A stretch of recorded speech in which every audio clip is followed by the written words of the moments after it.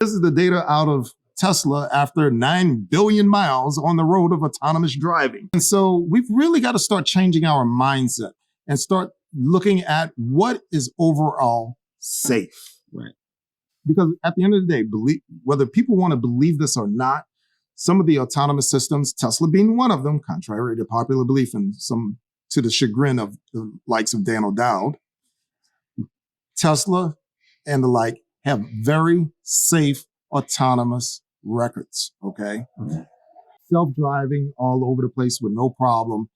In fact, they avoid more crashes than they ever cause. And in fact, nobody really knows how many crashes they actually cause. Right. There are a lot of data on how many accidents occurred while it was engaged. Right. But very few, if any of them, actually says, okay, FSD was the cause. Okay. Mm-hmm. So we've really got to separate that out. And because you know what, it also doesn't really matter, because even when you add in all of the incidents that happened during an FSD engagement, right, the vehicle is still 10 times less likely to get into an accident than with just a human driving.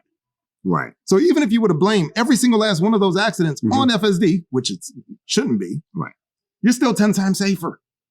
Wow. This is the data out of Tesla after 9 billion miles on the road of autonomous driving. You're 10 times safer with FSD engaged than with. Well, again, it's about public perception. If the perception is, well, I could die in this, in an FSD scenario, then it's dead in the water. And then you have Tesla, who is putting out this data.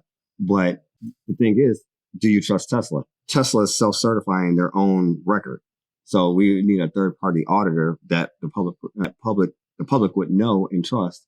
Just come and say, okay, this is what Tesla's doing. These are how many accidents have happened with FSD engaged. These are the number of travels with FSD that were okay. Here's the percentage. Here are the facts. Well, in theory, that would be the state agencies.